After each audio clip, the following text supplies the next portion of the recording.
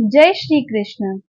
आज हम सभी कार्तिक मास के कृष्ण पक्ष की एकादशी, जिसका नाम रमा एकादशी है, इसकी पावन कथा श्रवण करेंगे। तो आइए आप सभी अपना ध्यान ठाकुर जी के श्री चरणों में केंद्रित करें और इस एकादशी की पावन कथा का आनंद लें।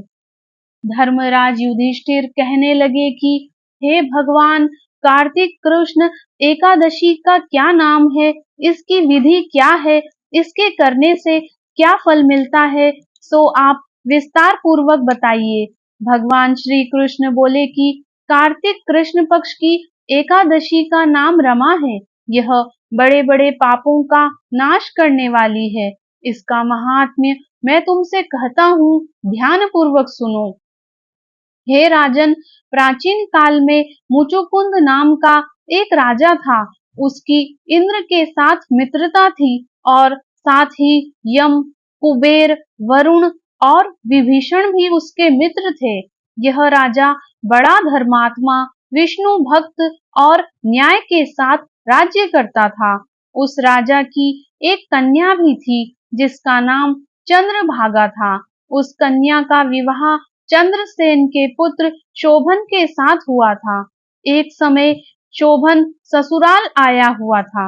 उन्हीं दिनों जल्दी ही पुण्यदायिनी एकादशी, जिसका नाम रमा है, आने वाली थी।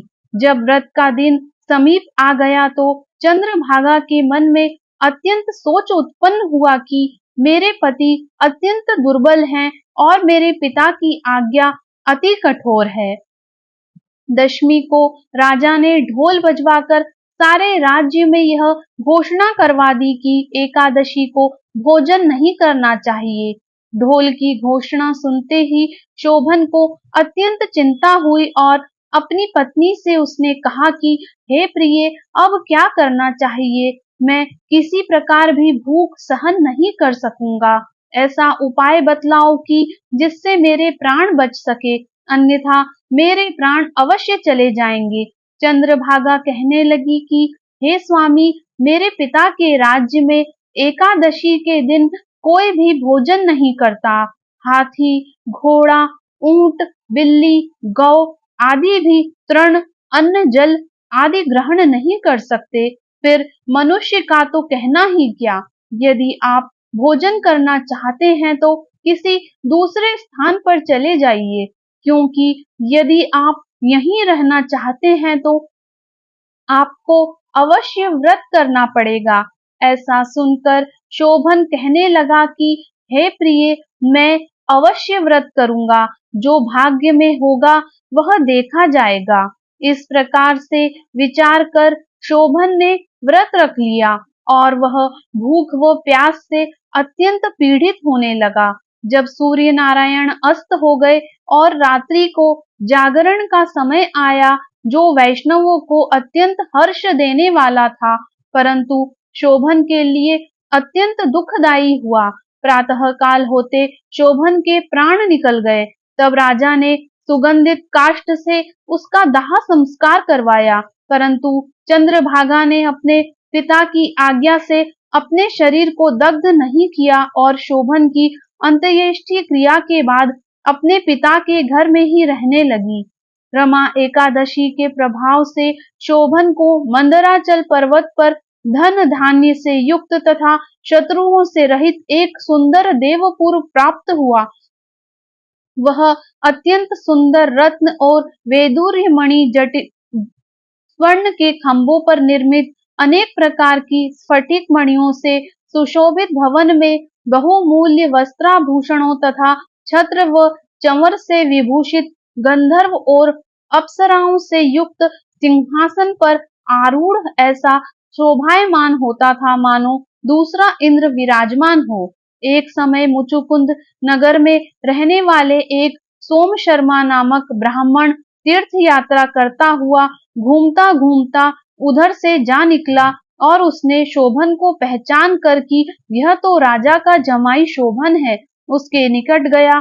शोभन भी उसे पहचान कर अपने आसन से उठकर उसके पास आया और प्रणाम आदि करके कुशल प्रश्न किया। ब्राह्मण ने कहा कि राजा मुचुकुंद, और आपकी पत्नी कुशल से हैं। नगर में भी सब प्रकार से कुशल है, परंतु हे राजन, हमें आश्चर्य हो रहा है कि आप अपना वृतांत कहिए। ऐसा सुंदर नगर जो न कभी देखा न सुना, आपको कैसे प्राप्त हुआ? तब शोभन बोला कि कार्तिक कृष्ण की रमा एकादशी का व्रत करने से मुझे यह नगर प्राप्त हुआ, परंतु यह अस्थिर है। यह स्थिर हो जाए ऐसा उपाय कीजिए। ब्राह्मण कहने लगे कि हे राजन, यह स्थिर क्यों नहीं है और कैसे स्थिर हो सकता है, आप बताइए, फिर मैं अश्वमेध वह उपाय करूंगा। मेरी इस बात को आप मिथ्या न समझिए। शोभन ने कहा कि मैंने इस व्रत को श्रद्धा रहित होकर किया है, अतः यह सब कुछ अस्थिर है।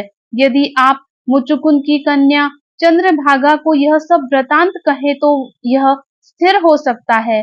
ऐसा सुनकर उस श्रेष्ठ ब्राह्मण ने अपने नगर लौटकर चंद्रभागा से सब वृतांत कह सुनाया। ब्राह्मण के वचन सुनकर चंद्रभागा बड़ी प्रसन्नता से ब्राह्मण से कहने लगी कि हे ब्राह्मण, यह सब बातें आपने प्रत्यक्ष देखी है या स्वप्न की बातें कर रहे हैं? ब्राह्मण कहने लगा कि हे पुत्री, मैंने महावन में तुम्हारे पति को प्रत्यक्ष देखा है, साथ ही किसी से विजय न हो ऐसा देवताओं के नगर के समान उनका नगर भी देखा है। उन्होंने यह भी कहा कि यह स्थिर नहीं है, जिस प्रकार वह स्थिर रह सके सो उपाय करना चाहिए।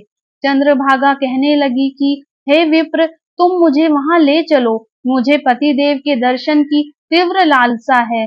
मैं अपने किए हुए पुण्य से उस नगर को स्थिर बना दूंगी।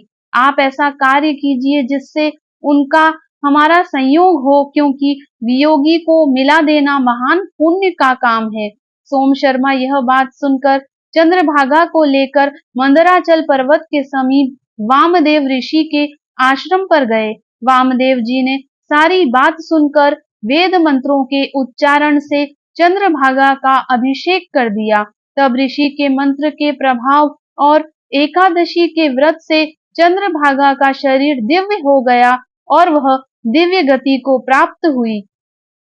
इसके बाद बड़ी प्रसन्नता के साथ अपने पति के निकट गई। अपनी प्रिय पत्नी को आते देखकर शोभन अति प्रसन्न हुआ और उसे बुलाकर अपनी बाईं तरफ बैठा लिया। चंद्रभागा कहने लगी कि हे प्राणनाथ, आप मेरे पुण्य को ग्रहण कीजिए। अपने पिता के घर जब मैं 8 वर्ष की थी, तब से विधि पूर्वक एकादशी के व्रत को श्रद्धा पूर्वक करती आ रही हूँ। इस पुण्य के प्रताप से आपका यह नगर स्थिर हो जाएगा तथा समस्त कर्मों से युक्त होकर प्रलय के अंत तक रहेगा। इस प्रकार चंद्रभागा ने दिव्य आभूषणों और वस्त्रों से सुसज्जित होकर अपने पति के साथ आनंद पूर्वक रहने लगी। हे राजन, यह मैंने रमा एकादशी का महात्म्य कहा। जो मनुष्य इस व्रत को करते हैं, उनके ब्रह्मा हत्यादि समस्त पाप नष्ट हो जाते हैं। कृष्ण पक्ष और शुक्ल पक्ष दोनों की एकादशियां समान हैं, इनमें कोई भेदभाव नहीं है, दोनों समान फल देती है। जो मनुष्य इस महात्म्य को पढ़ते हैं अथवा सुनते हैं, वे समस्त पापों से छूटकर विष्णु लोक को प्राप्त होते हैं। बोलिए कृष्ण कन्हैया लाल की जय।